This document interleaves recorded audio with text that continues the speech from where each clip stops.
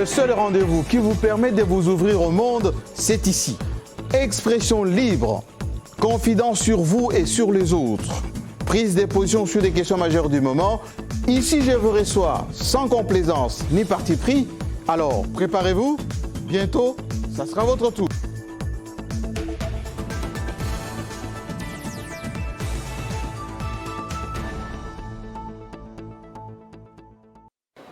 Bienvenue à tous, merci de votre fidélité à votre émission et surtout merci de nous être fidèles depuis plusieurs années. Cette émission, on va la faire sur la situation au Congo central. Comme vous le savez, c'est une province qui a été à l'origine du tout premier président de la République de ce pays. C'est une province qui sert de port de sortie de la RDC au monde. C'est une province proche de Kinshasa, mais avec trois entités qui ne s'entendent pas parfaitement. Les cataractes, le bas-fleuve, la Lukaya, mais il y a aussi des problématiques de moralité, de corruption. La fameuse question du pont-rail entre Kinshasa et Brazzaville, qui pourra peut-être bientôt être concrétisé. Les développements de ce port en eau profonde de Banana. Pourquoi les Né-Congo ne s'entendent pas? Qu'est-ce qui cloche? Est-ce que c'est Kinshasa qui dirige tout ce qui se passe là-bas? L'invité du jour, c'est quelqu'un qui s'y connaît parce qu'il est natif de cette province de la RDC. Il s'agit de Modéron Timba Matondo. Il est élu de Mwanda. Il était ministre provincial du Congo central, maire de Matadi. Il a été aussi directeur général de l'OEBK pour vous dire qu'il connaît la réalité de cette province, de ses frères et sœurs. Et il va un tout petit peu nous décortiquer tout cela parce qu'il faut qu'on y comprenne un peu grand-chose. Kasté-Toba Congo, ou plutôt Congo central, c'est le thème central de cet entretien. Honorable, bienvenue. Merci, JMK. Alors, moi, je vous ai fait venir parce que nous autres, de la profession, les observateurs avertis constatent ce qui se passe au Congo central depuis plusieurs années, pas seulement maintenant avec cette élection. On supère un tout petit peu. Le Congo central avait donné le tout premier président à la RDC, Simo Kimbangu, ce Congo central. La plupart d'hommes d'affaires, c'est au Congo central. Mais à y voir de près, vous n'êtes pas si unis que ça. Qu'est-ce qui se passe? Merci. Je pense qu'on vous le dit bien, le Congo central, c'est l'ensemble de nos trois districts.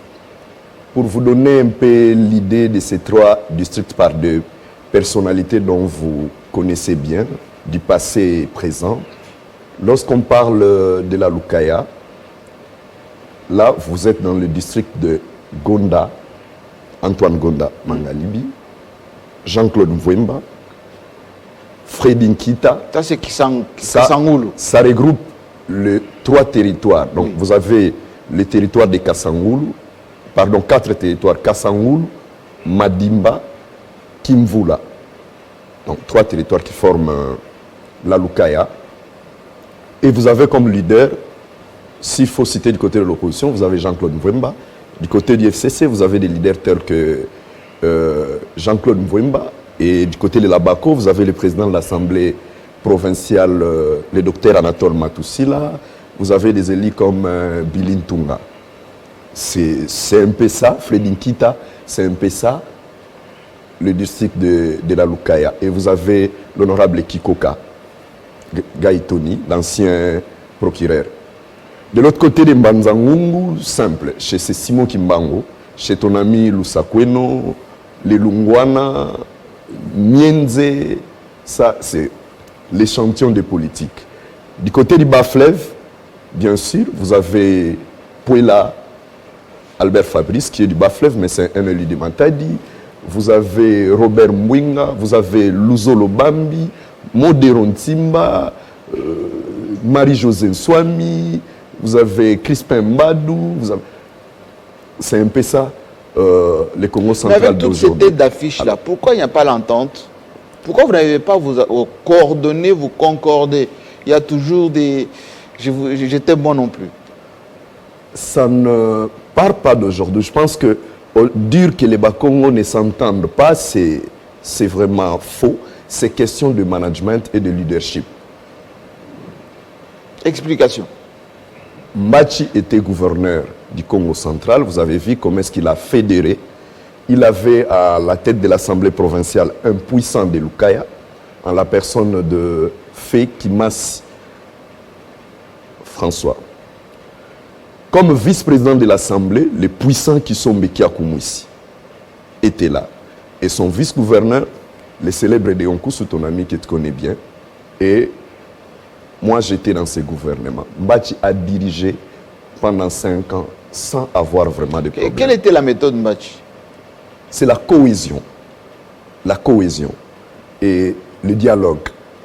Pour prendre une décision sur Mbanzangongo, Mbachi devait nécessairement consulter des personnalités comme Kiakwama Kiakiziki, Jacques Lungwana et autres. C'est cette cohésion qui a fait que Mbachi a terminé son mandat. J'ai été son ministre. C'est un manager d'un niveau que le Congo a besoin aujourd'hui, même pour demain. Le problème au Congo central, jusque-là, je vais vous dire, nous héritons de nos aînés qui dirigeaient le Congo central d'une politique qu'on appelle Makuku Matatu. Donc, les 3 pierres qui tiennent la marmite Congo. Oui. Donc, lorsque vous dirigez, vous devez faire en sorte que chaque district se retrouve. Si le gouverneur est de la Lukaya, vous ferez en sorte que le président de l'Assemblée vienne des Cataractes ou du Bas-Fleuve. Mais vous avez aussi de forces sociologiques par rapport à notre clan, le petit clan de Congo. De l'autre côté, vous avez aussi la branche économique où vous verrez, il faut être en bonne odeur avec des aînés comme Kindwelo, Kiwakana, Lengo, Jean. Média. Bien sûr. Lorsque vous fédérez toutes ces forces, eh bien, vous dirigez le Congo central comme l'a dirigé Mbachi Floribert avec son vice-gouverneur Koussou. Aujourd'hui, le problème, je vais vous dire, le vivre ensemble est là. Si le Congo central était divisé, on allait faire comme les Kasaï, diviser les 3 districts en 3 provinces. Cela nous donnerait 12 sénateurs, 3 gouverneurs et 3 gouvernements provinciaux. Mais la volonté de Kimasi à l'époque, Kembukuswa, Mbachi, Luzolo Bambi à l'époque, nos aînés ont fait en sorte qu'on hérite la province de Kasavubu dans son ensemble, comme l'a laissé notre ancêtre Kasavubu et Simon Kimban. Donc dire aujourd'hui nous sommes divisés, non. Mais c'est une question de management. Mais alors, je donne un exemple simple, parce que vous avez l'air de donner plutôt une situation de stabilité, tout le monde est en concordance, mais quand on écoute ce qui s'y passe depuis les élections de 2006 déjà, vous avez fait perdre Jean-Pierre Bemba, et même vous avez fait perdre Adam Bombole, ici à Kinshasa, pour ne pas être gouverneur, même pour qu'il ne soit pas président, parce que le Congo central, à l'époque, le Bas-Congo, eh ben, a lâché à la dernière minute Adam Bombole et Sekimbuta qui s'est retrouvé gouverneur de la ville. Et le Congo central, malgré que Joseph Kabila est votre beau-frère, vous ne l'avez pas voté à plusieurs reprises. Aujourd'hui, le Congo central est au sein du FCC. Mais son gouverneur est en train d'être courtisé par le cash et le FCC risque de perdre la province. En même temps, vous vous plaignez, non, c'est Kinshasa qui nous envoie des candidats ici, on nous impose tout de Kinshasa, on doit choisir nos propres élus, etc. Et il y a même des élus qui n'ont pas de... des gens qui veulent être gouverneurs là-bas, qui n'ont pas d'élus, qui n'ont pas de base, qui n'ont pas de... Alors, expliquez-moi cette ambivalence, ces situations ubuesques du Congo central. C'est quoi? En 2006, la faute n'était pas au Bas-Congo. C'était à qui? Deux aînés, Kisombe et Kimasi, avaient demandé à Adam Bombole de former son ticket avec un Mokongo. On lui présentait des candidats tels que vice-gouverneurs tels que Francine Kimasi ou Yves Kisombe et autres. Ils ont formé un ticket Adam Bombole et Fidel Babala. Babala du Bandundu au Bombole de l'Équateur. Voilà. Il n'y avait rien de Bas-Congo là. Il n'y avait rien parce que le Congo central, c'est que les Mukongo ou les Né-Congo refusent, c'est de gérer sa situation sans lui. Or, il y a un principe dans la politique, tout ce qui se fait sans moi est contre moi. C'est une présomption. À l'époque, Kimasi avait 4 députés, je pense. Diomi aussi, 3 ou 4 députés. Les aînés ont proposé à Jean-Pierre Bemba d'avoir un vice-gouverneur au Congo. Ça n'a pas marché. Et c'est ce qui a poussé notre aîné Kimasi à retirer son soutien au ticket MLC. C'était juste normal. Seulement ça. Plus de 4 millions d'âmes. Ce n'était pas une affaire de véhicule qui était promis. Du respect quand même, du respect à ce grand messier qui a fait son nom, qui nous manquait de rien. Vous ne pouvez pas dire que Kisombe Kiakoumouis avait besoin d'une Jeep. Ce monsieur n'est pas mort pauvre. Vous n'allez pas dire aujourd'hui que Kimasi manquait une Jeep. Il n'est pas mort pauvre. Il suffit d'aller voir des maisons qu'il a laissées à sa fille et ses concessions au Congo central. Chez nous, c'est une question de valeurs. De la même manière, certes, je suis de la majorité qui est devenue aujourd'hui les FCC. C'est simple. Lorsque la population du Congo central regarde dans différents regroupements politiques et que dans vos partis politiques, au bureau politique, vous n'avez pas un Mokongo, ils considèrent en Kikongo que ces frères qui sont là-bas sont des Binatin Kutu. Ça veut dire quoi? Porteurs de mallettes. Seulement. Simplement. Chez les Mukongo, c'est question de valeur. Vous voulez gérer le Congo central sans les Bas-Congo? Eh bien, vous allez gérer des étiquettes. Vous voulez concevoir une politique au Congo central sans demander forcément aux Bas-Congo ce qu'ils veulent de leur province? Vous allez récolter ce que vous allez récolter. Et de deux, je peux aussi dénoncer ce que mon aîné Deonkusu appelle la financialisation du poste du gouverneur. Fabriquons Jean-Marie Kassamba comme gouverneur. Comme ça, au retour, nous aurons des rétos, commissions et des pots de vin. Et vous pensez que tous les gouverneurs qui se sont succédés là-bas ont été fabriqués à Kinshasa pour le rétro-commission? Pas vraiment. Là, je vais expliquer. Même de notre côté, il y a un comportement à condamner. Certes, aujourd'hui, nous crions Kinshasa nous dirige. Il y a une hypocrisie. Au départ, au dépôt des listes, les gens de Kinshasa, comme ils disent, les partis politiques tels que ACO, PPRD, AFDC, tout, payent la caution, recrutent leurs élus. Je peux vous expliquer la situation actuelle. Non, au Congo central. Oui. Ils implantent les partis politiques. Les résultats sont là. Ils ont des députés provinciaux. Oui. Sur 41 députés provinciaux du Congo central, vous trouverez le PPRD avec 9 députés. Vous trouverez ACO avec 7 députés. AFDC avec 6 députés. Le centre avec 5 députés. Donc vous êtes majoritaire. AMK avec 4 députés, AAB avec 2 députés, AA petit A avec 2 députés. Mais il faut poser la question à ceux qui sont venus postuler comme gouverneurs et sénateurs. Heureusement, aujourd'hui, le mercurial du procureur général près la Cour de cassation a donné réponse à ces monnayages de voix au niveau des assemblées provinciales.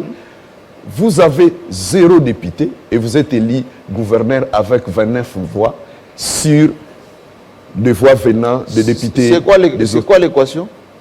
La corruption. C'est la corruption. Parce que vous n'allez pas dire que je suis venu avec le meilleur programme. Alors qu'un élu adhère dans un parti politique sur base d'idéologie, du programme du parti, il est élu député provincial. Il est normal qu'un parti comme le PPRD, l'AFDC, lorsqu'il présente une liste et que cette liste perd, c'est le fait de la corruption.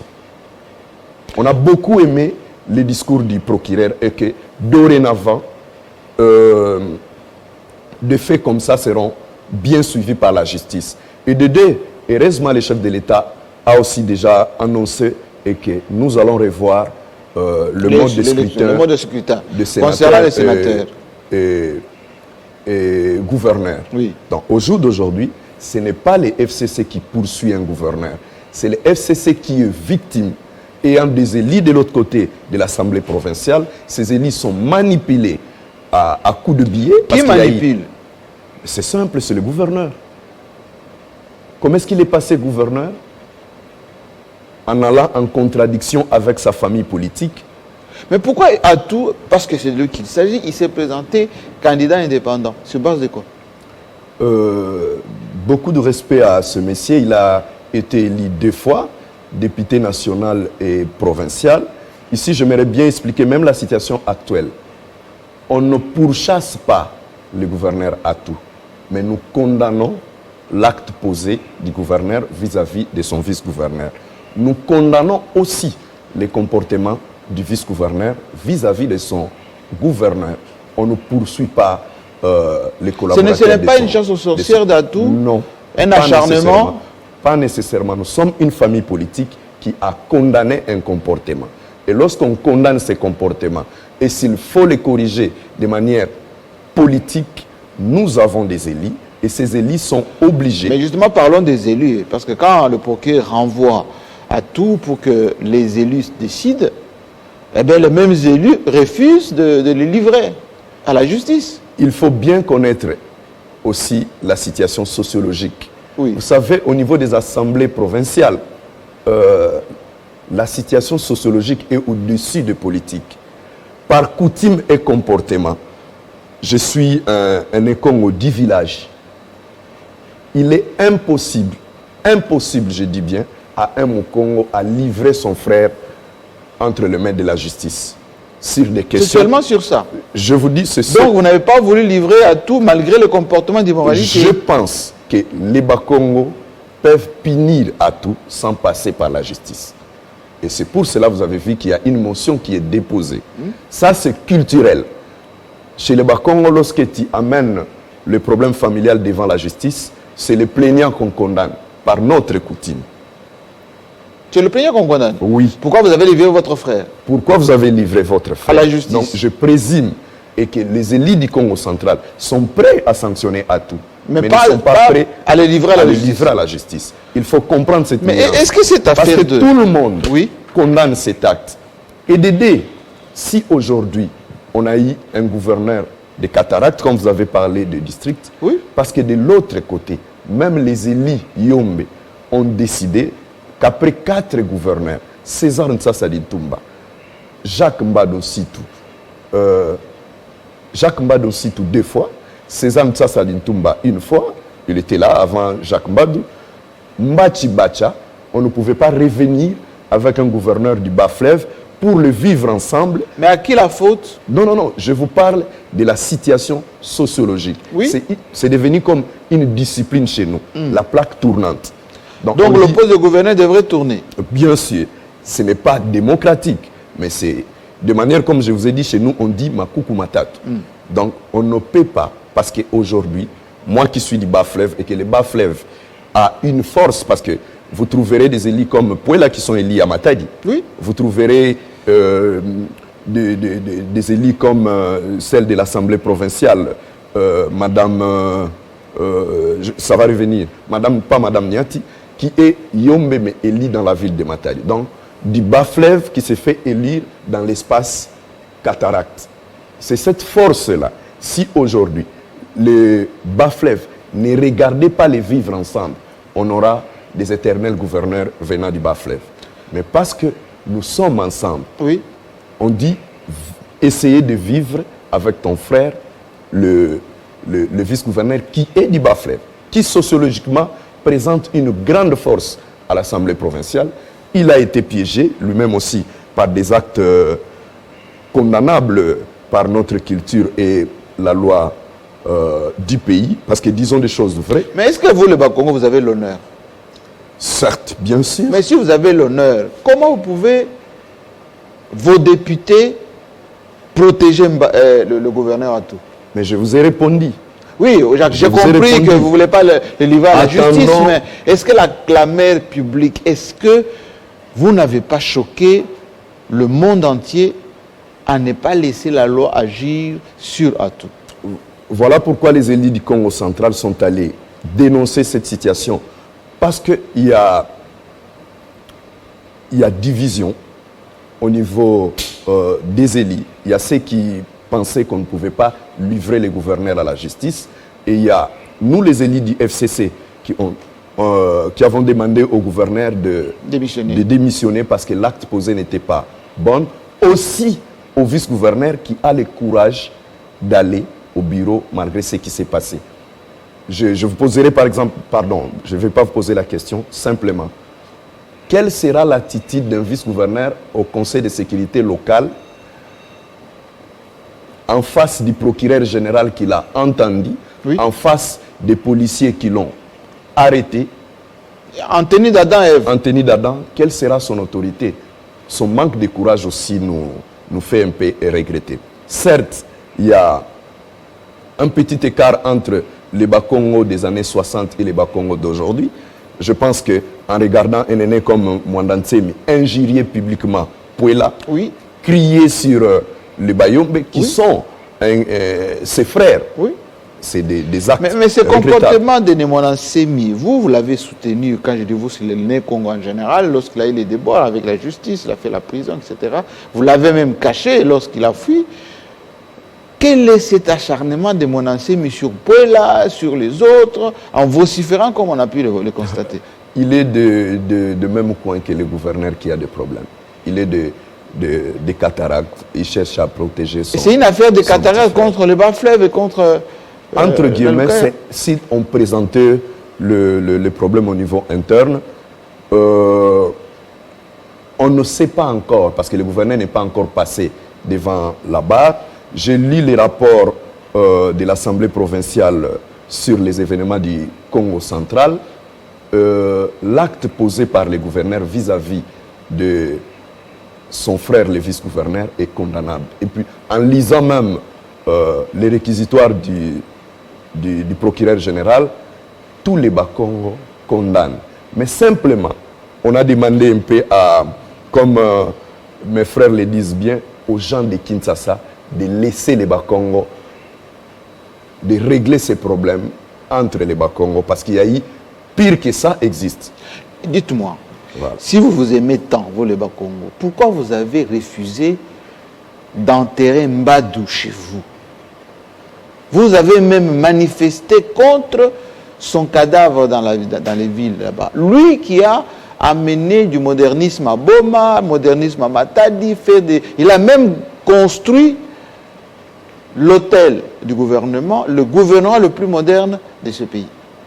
Je ne pense pas. C'est la volonté de sa famille et de ses enfants. Aucun Mukongo n'a demandé... Vous avez refusé que son corps ne revienne? Vous pouvez nous le prouver. Ça aussi, c'est des discours qui... Il y a eu des manifestations, même de joie lorsqu'il est mort. Lorsqu'on veut affaiblir les Bakongo, on nous présente comme un peuple divisé. Mais sur toute l'étendue de la République, lorsque vous avez divisé vos provinces, le Congo central est resté uni. Mais le camp Mbadou, c'est flagrant.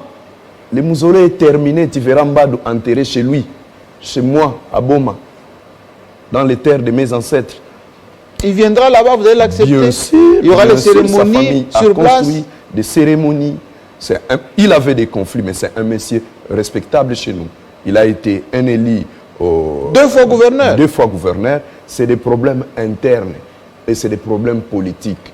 Ce n'est pas l'image aujourd'hui des Bakongo. Vous voulez parler des Bakongo? Parlez de moi. Parlez de Deon Koussou. Il ne faut pas parler du fait Jacques Mbadou qui a fait son temps, paix à son âme. Dites-moi, Modéron Simba,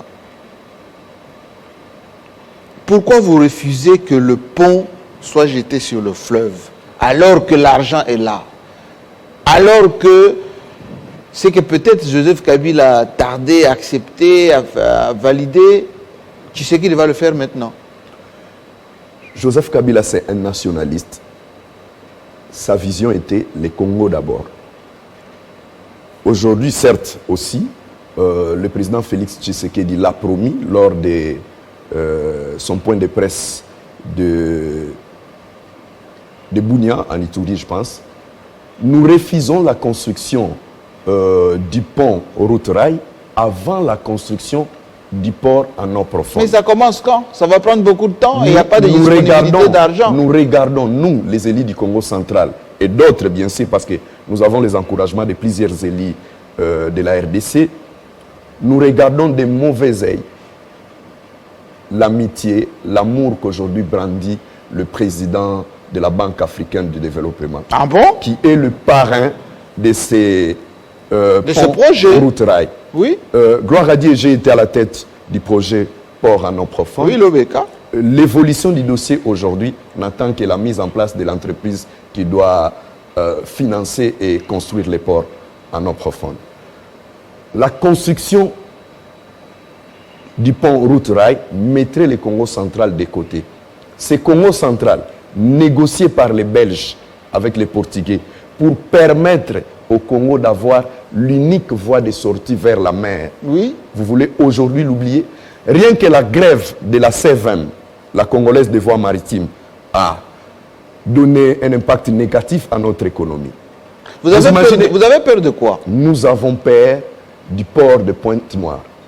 Le visé du pont route-rail n'est pas la connexion avec Kinshasa-Brazza. Non. Si le trafic entre Kinshasa-Brazza. On peut vous dire, vous voulez une intégration régionale, mais pourquoi vous voulez directement entre une ville qui représente 12 millions d'habitants, un marché, avec une industrie à Kinshasa? Mais attends, connecter les peuples par la route Mwanda-Kabinda Pointe-Noire, c'est à quelques minutes.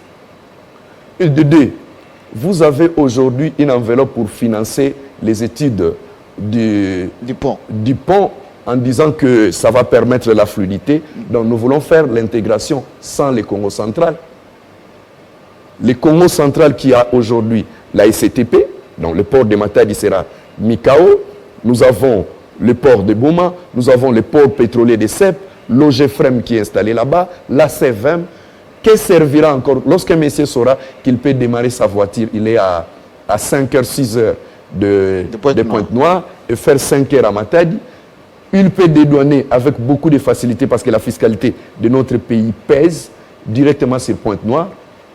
Bolloré, qui a investi plus de 450 millions de dollars au port de Pointe-Noire, aura encore l'idée d'investir sur Kinshasa alors qu'on peut mettre. Mais vous allez faire quoi maintenant, Modéron Timba? Parce que avec Jean-Claude Vemba, les autres, vous avez fait quelques petites manifestations, vous avez même été reçu par le président Tshisekedi, mais apparemment, les capitales l'emportent sur tout ce que vous êtes en train de me dire. Parce que ceux qui nous suivent, qu'est-ce qu'ils vont dire?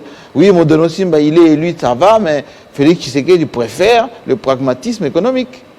Vous avez étudié les révolutions en République démocratique du Congo. Oui. Vous verrez que la révolte de Tchinkakassa a commencé chez nous. Vous voulez réveiller, vous êtes pacifiste, vous voulez réveiller les vieux démons. Si vous voulez faire le Congo sans le Congo central vivra sans le Congo. De quelle manière? De quelle manière? Vous avez dit nous sommes une province qui a l'énergie, les grands Inga, c'est chez nous. Nous avons l'ouverture vers la mer. Attention, la question du pont Brazzaville, la question du port en eau profonde, c'est une question de souveraineté nationale contre les intérêts d'un groupe de personnes et de multinationales bien connues. Donc, le gouvernement actuel fera un choix entre l'unité nationale et les intérêts d'un groupe ça, c'est de du personnes. chantage, Ce n'est pas du chantage, c'est une réalité. Parce que la mise en place de ces ponts mettra toute l'économie du Congo central en VS. Vous le savez bien. Vous êtes deuxième point qui apporte des sous au trésor avec le Matadi, avec peut-être un peu Boma, Mwanda peut-être. Voyons un peu, la route Boma-Mwanda n'est pas finie. On trouve que ces gens qui financent les ponts financent une tronçon de la nationale numéro 1 vers les Kasaï. Terminons d'abord la route nationale numéro 1. Relions nos différentes provinces. Il y a un programme d'interconnexion de provinces par des routes, à l'époque lancé par le Premier ministre Matata. Où en sommes-nous? Mais on dit aussi que pour le port en eau profonde à Banana, vous n'arrivez pas à accorder, on va dire, toutes les concessions autour de ce port pour des intéressés, des autochtones. Là-bas, ils s'offusquent, non, c'est notre terre, on ne donne pas. C'est ça qui prend du temps aussi. Faux. Les projets actuels, j'ai été à la tête. Oui. Il y a eu quelques options qui ont été mises dedans qui feront fâcher peut-être l'ensemble du Congo. Joseph Kabila, militaire à la tête du pays, n'a jamais désaffecté une base militaire. Mais le projet actuel avec nos amis de DP World, oui, ils enlèvent la localisation du port à Kinlao et à Kindofula, où c'est prévu, ceux qui connaissent bien Mwanda, oui, ils amènent le projet en pleine base militaire de Banana. Et vous déposez ça sur la table du président Félix. Je suis parmi les élus qui est passé à la présidence pour tirer la sonnette d'alarme. Certes, nous voulons le port, mais il y a aussi des questions sensibles de la défense. La pointe de Banana sert à ce qu'on appelle aujourd'hui à l'observatoire. Donc, il y a des équipements aujourd'hui militaires installés grâce à la coopération militaire avec la France. Aujourd'hui, nos amis de Deep Road, en voulant réduire le chiffre d'investissement sur les ports en eau profonde, vont délocaliser le plan du port vers la base militaire. Ce qui freine, parce que ça augmente l'enveloppe de la relocalisation. Un pays ne va pas relocaliser sa base militaire parce que nécessairement il faut avoir 600 mètres de quai. Oui. Ça, c'est un problème. 600 mètres de quai. 600 mètres de quai, c'est ça. Parce que j'ai critiqué en tant que technicien d'abord. 600 mètres de quai avec un investissement de 400 millions, alors qu'en province, il y a des investissements privés tels que PPC, avec notre ami Bamanissa et oui, l'usine de ciment, oui. Il y a Ciment Congo avec les groupes Raoji. C'est des investissements, c'est 600 millions de dollars. Investissement interne en RDC. Pourquoi accorderons-nous 30 ans de concession plus 20 ans renouvelables à une société de la péninsule arabe chez nous pour construire 600 mètres de quai? En langage clair, on est en langage clair. Qu'est-ce que vous dites au président Tshisekedi? Nous disons, qu'il fasse quoi? Qu'il accepte cet argent de la Banque africaine de développement ou qu'il tempère pour que les Congolais développent d'abord leur port en eau profonde? C'est ça. La réponse est dans la dernière version. Réunir nos hommes d'affaires, même la FEC de la RDC, poser les problèmes, parce qu'aujourd'hui, en RDC, on ne manque pas 300, 400 millions ou 600 millions pour construire les ports, oui, construire notre port, et nous serons au même pied d'égalité que tout le pays du long des golfs de Guinée. Même les bondiers vont nous condamner. Du Sénégal en Afrique du Sud, le long du golfe de Guinée, nous sommes l'unique pays qui n'a pas un port en eau profonde. Ah oui? Oui, nous sommes uniques. Le Cameroun vient de finir son port de Kribi. Congo-Brazza est en train d'élargir encore son port. Pointe-Noire. Pointe-Noire. Les ports de Cotonou fonctionnent très bien.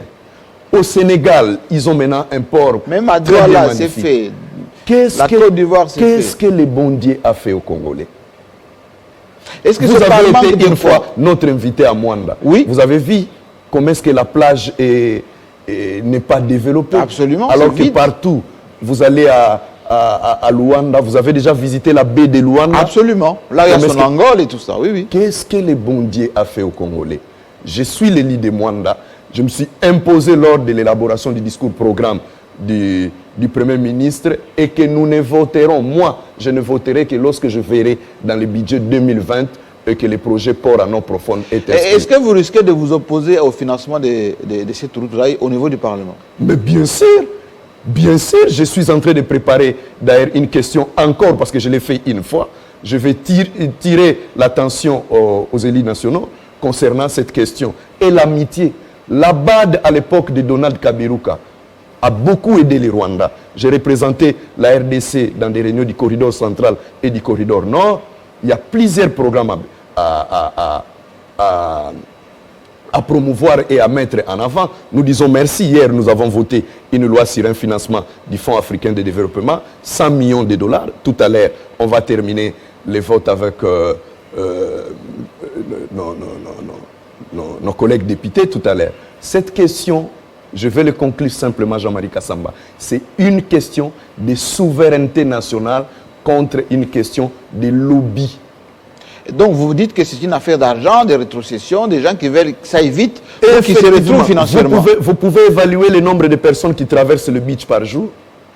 Vous avez déjà vu les beach Ngobila désengorgés? Non. Vous avez déjà trouvé combien de personnes? Est-ce qu'il y a plus de 1000 véhicules qui traversent là-bas? Non. Monsieur, s'il a l'argent, il peut nous aider dans des projets tels que Grand Inga, il peut nous aider dans des projets interconnexion des provinces, il peut nous aider à rentabiliser le biais fluvial de Kinshasa à Kisangani. On a beaucoup de projets. Certes, je ne m'oppose pas à l'interconnexion ou à ce qu'on appelle l'intégration régionale, mais les questions de souveraineté nationale au Congo et au-dessus de ces questions d'intégration. Mais vous risquez de faire peur aux gens de Brazzaville qui nous suivent en ce moment. Avant d'intégrer, de poser des infrastructures, mais arrangeons d'abord les vivre ensemble. Comment est traité un Quinois à Brazzaville? Vous n'arrangez pas d'abord le social des Congolais qui fera respecter les Congolais à Brazzaville. Vous les posez des trucs. Vous connaissez encore comment est-ce que nos refoulés d'Angola sortent? Les Congolais qui sont en Angola. Je suis à Mwanda où il y a un centre d'accueil. Vous êtes en face de l'Angola justement. Ok, commençons d'abord par unir ces peuples par des beaux discours, par l'arrangement de leur situation sociale avant d'aller vers des interconnexions, des ouvrages qui ne favorisent pas le vivre ensemble des Congolais. Est-ce que ce point de vue, Modéron Simba, est-ce que c'est un point de vue personnel? Est-ce qu'il est partagé par l'ensemble des élus de votre province? D'abord parce que vous êtes devant moi, je suis un élu d'un territoire qui représente plus de 400 000 habitants. C'est ça mon poids, Mwanda. 400 000 habitants. C'est ça mon poids. Et il y a eu 200 000 électeurs sur la liste électorale.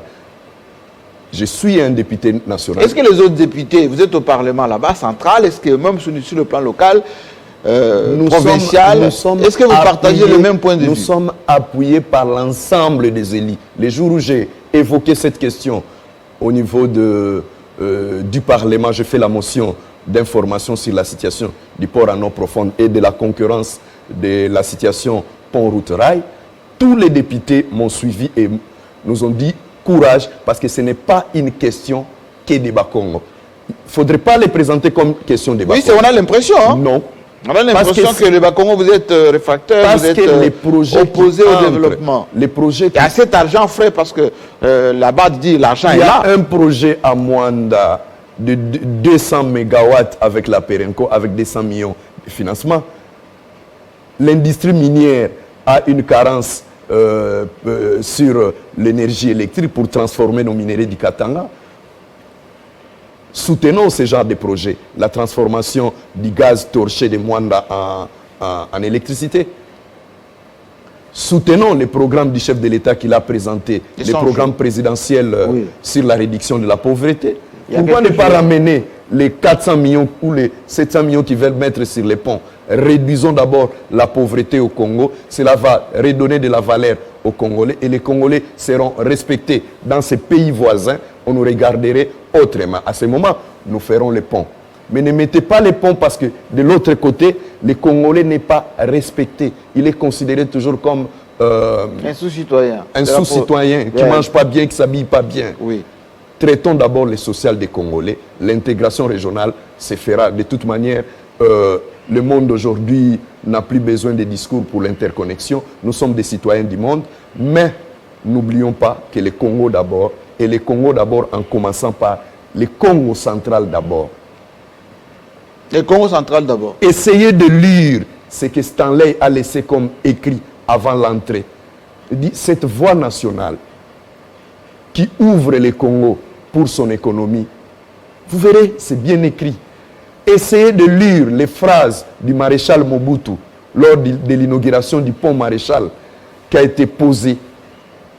Inspirons-nous, ne fût-ce que du maréchal Mobutu, sur la vie nationale, sur le vivre ensemble. Désolé que Cette question me passionne. Mais je vous en prie, je vous ai laissé parler parce que ceux qui nous suivent, ils vont dire, voilà l'élu national. Nous voulons rapidement... Ce n'est pas une défense de l'identité né Congo, c'est plus de l'économie. L'identité né Congo est dans l'identité congolaise. Le Congo central a donné au pays Kassavubu. Le Congo central a donné Nzezalandu. Le Congo central a donné Yerodia. Imaginez sous la tombe que le vieux Yerodia nous écoute, qu'on est en train de parler du pont, malgré son amour avec Brazzaville, du pont sans les ports. Imaginons Léopold II, malgré les mains qu'il a coupées, mais il a négocié l'ouverture du Congo vers la mer par le Congo central. Cette passion pour le Congo commence d'abord sur ces petits points-là, la ville des moines. Est-ce que vous solliciterez une audience auprès de Félix Tshisekedi pour lui parler de tout cela? Mais bien sûr, nous avons déjà montré notre position auprès du président, auprès du Premier ministre, chef du gouvernement. Oui. Personnellement, je suis d'ailleurs désigné dans l'équipe qui travaille sur l'accélération du projet Port en eau profonde. Nous sommes coordonnés par le conseiller spécial aux infrastructures, Alexis Kaembe Wabampende. Oui. Je travaille avec lui. Madame Ladir Kaba aux infrastructures, Getty Panopan. Là aussi, on profitera à remercier le chef de l'État pour la nomination d'un certain groupe de Né-Congo dans son cabinet, pas n'importe quel poste, comme directeur de cabinet en charge des infrastructures et des questions environnementales. Cette question... Ça ne souffre d'aucune discussion? Aucune discussion. C'est une question de vie ou de mort. Vous choisissez les ponts route-rail en oubliant les ports en eau profonde. Donc vous avez oublié les Né-Congo, vous avez oublié les Congo central parce que nos ports seront fermés. Que fera des opérateurs comme Lengo Diamzinga, le vieux Lydia, qui a construit un port pétrolier, Petrolum à Matadi, un port avec le groupe ICTSI et le MGT, qui développe un port à conteneurs avec la Socopé. Que deviendront ces Congo? Parce qu'il suffit de faire passer le pipeline sur les ponts et que tous ces Panamax, les gros bateaux qui vont accoster à Pointe-Noire, commenceront à pomper. Que deviendra l'ONATRA? Que deviendra la CVM? Et que deviendra le Congo central? On a bien compris. On a bien compris. Moi, je vous inviterai prochainement parce que très prochainement au Parlement, il va y avoir des débats autour de tout ceci et surtout quand on comprend comment les élus du Congo central sont en train de se galvaniser par rapport à cela. Vous ferez partie certainement de l'équipe qui va pas vociférer, hein, comme Jean-Claude Vemba, j'ai vu très dynamique sur le terrain. En tout cas, je vous inviterai. Merci pour vous dire, je profite de ton plateau et d'informer que je suis candidat vice-président de la commission des infrastructures. Au niveau du Parlement? Au niveau du Parlement. Okay. Il va y avoir mis en place des commissions tout à l'heure, que mon regroupement bénéficie de ces postes et je suis candidat. Je suis ingénieur de formation, je suis manager, j'ai dirigé l'OEBK et voilà, je suis candidat tout à l'heure pour bien surveiller des questions d'investissement et d'intérêt national chez nous. Merci. Je suis FCC de la famille politique de Joseph Kabila. Le nationalisme est notre vision et notre idéologie. Le Congo d'abord. Merci beaucoup et je pense que vos collègues qui nous suivent ont pris bonne note, hein, de par votre CV et votre passion pour les infrastructures en RDC, ben, ils voteront pour vous sans problème et vous en inviterez au moment opportun. Merci. Dans quelques instants, la suite des programmes sur votre chaîne. Cette émission, vous allez la retrouver en rediffusion longuement également à travers tous les réseaux sociaux, comme vous le savez. Réagissez, je sais que vous allez être très virulent comme d'habitude, il vous répondra. Merci honorable. Merci. Merci à vous. Dans quelques instants, la suite des programmes. À très bientôt.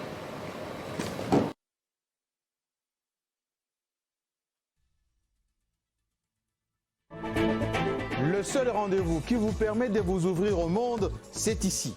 Expression libre, confidence sur vous et sur les autres. Prise de position sur des questions majeures du moment. Ici, je vous reçois sans complaisance ni parti pris. Alors, préparez-vous. Bientôt, ça sera votre tour.